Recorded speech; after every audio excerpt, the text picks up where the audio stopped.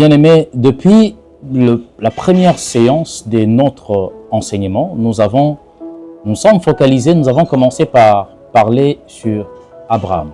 Bien sûr, si nous parlons des héros de la foi, il y a plusieurs héros de la foi dans l'Ancien ainsi que dans le Nouveau Testament. Mais nous avons voulu commencer par Abraham, qui est le père de la foi. Et nous avons dit déjà plusieurs choses par rapport.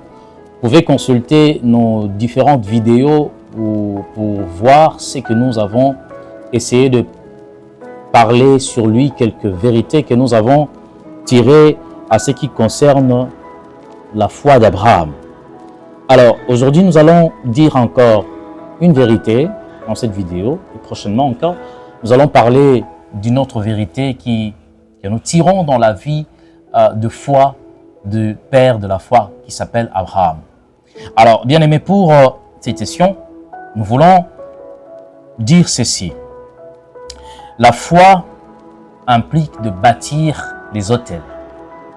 Genèse chapitre 12, verset 7e. La Bible dit, « L'Éternel apparut à Abraham et dit, « Je donnerai ces pays à ta postérité. » Et Abraham bâtit là un autel à l'Éternel qui lui était apparu. Bien-aimé, tous les sons ou toute phrase dans la Bible, tout ce que vous voyez dans la Bible a une importance. Alors, nous allons comprendre ici que Abraham est appelé par Dieu de sortir de sa maison, de la nation où il était, son peuple, pour aller dans un endroit où le Seigneur avait réservé pour lui. Mais chemin faisant, Dieu continue à multiplier les promesses. Et là, il lui dit que je te donnerai ces pays à ta postérité. Et directement, on voit une réaction d'Abraham. Abraham va non seulement se limiter dans ce que Dieu avait dit, dans cette déclaration de Dieu. Cette déclaration peut être une prophétie. Cette déclaration peut être une parole que vous avez tirée de la bouche d'un serviteur de Dieu. Cette parole, ça peut être également une vision. C'est que Dieu vous a dit et vous êtes sûr et certain que c'est réellement Dieu qui m'a dit cela. Il y a un geste que Abraham est en train de faire, c'est de bâtir l'autel. Bien-aimé, à chaque fois que Dieu promet une chose, à chaque fois que lorsqu'on prophétise sur vous, on déclare des choses sur vous, il est tellement important qu'un homme spirituel sache poser des actes qui attestent sa foi. Alors, comprenez que dans ces contextes, l'autel a plusieurs sacrifices, a plusieurs significations. Permettez-moi de vous en énumérer 5 à 6. Première des choses, dans ces contextes ici, on parle de l'autel comme une confession biblique de la foi d'Abraham.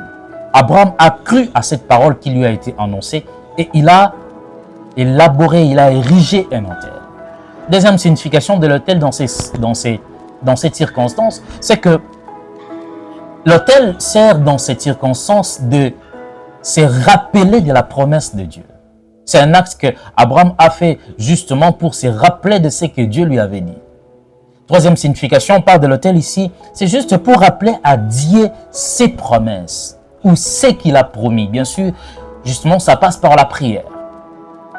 Et la quatrième des choses, comprenez que l'autel ici, c'est justement pour l'adoration également. Et la toute dernière des choses, l'autel ici, c'est un lieu de sacrifice. Je vais le redire autrement. Lorsque un homme de Dieu dit une parole sur vous, lorsque vous sentez que vous êtes convaincu que Dieu vous a donné une promesse et vous êtes sûr que c'est Dieu, il est nécessaire de faire une confession publique de sa foi. Surtout si c'était en public que l'homme de Dieu avait dit cela. C'est ce que plusieurs d'entre nous appellent « je scelle la parole ». En réalité, ce n'est pas les termes appropriés qu'on peut dire. C'est juste qu'il faut confesser publiquement un acte. Tu dois poser un acte qui atteste que tu as foi en ce qu'a dit la parole, ou ce que dit la parole, ce qu'a dit l'homme de Dieu. Bien-aimé, le sacrifice que tu peux faire, peu importe la nature du sacrifice, ne peut pas appeler, en fait, la promesse à venir vers toi. Mais ça fait démontrer la foi que tu as en cette parole qui a été sortie. Cette chose que tu peux faire, cet hôtel que tu dois ériger lorsque quelque chose est sorti, un mot est sorti, une phrase est sortie, un réma est sorti, tu dois poser un acte. Je me rappelle un jour, j'étais en train de prêcher et un frère à la fin de la prédication est venu pour me dire frère, diacre, quand tu parlais là, j'ai senti en moi, je devais faire une offrande, mais j'ai regardé que l'assemblée pouvait parler ou dire des choses. Je lui ai dit que tu as déjà raté. Parce que la foi, c'est quelque chose, un acte qu'on pose, cet acte qu'on pose par rapport à quelque chose que tu as reçu de Dieu.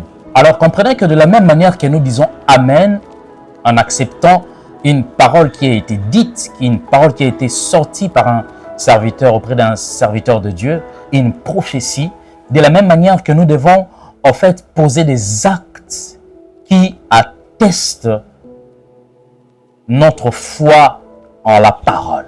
Bien-aimé, mon sacrifice, c'est juste un langage de ma foi. Mon sacrifice ne sauve pas. Mon sacrifice ne conditionne pas la promesse à venir vers moi.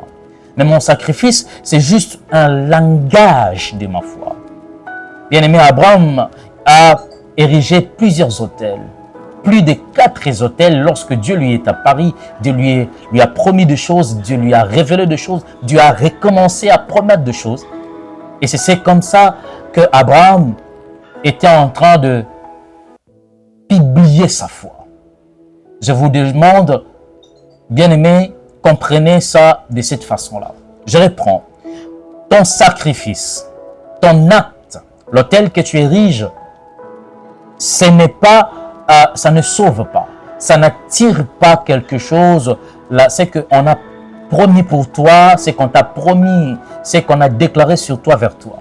Mais c'est juste un langage de ta foi. C'est juste une image de ta foi.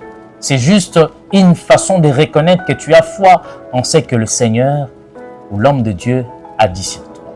Laisse que le Seigneur puisse te bénir.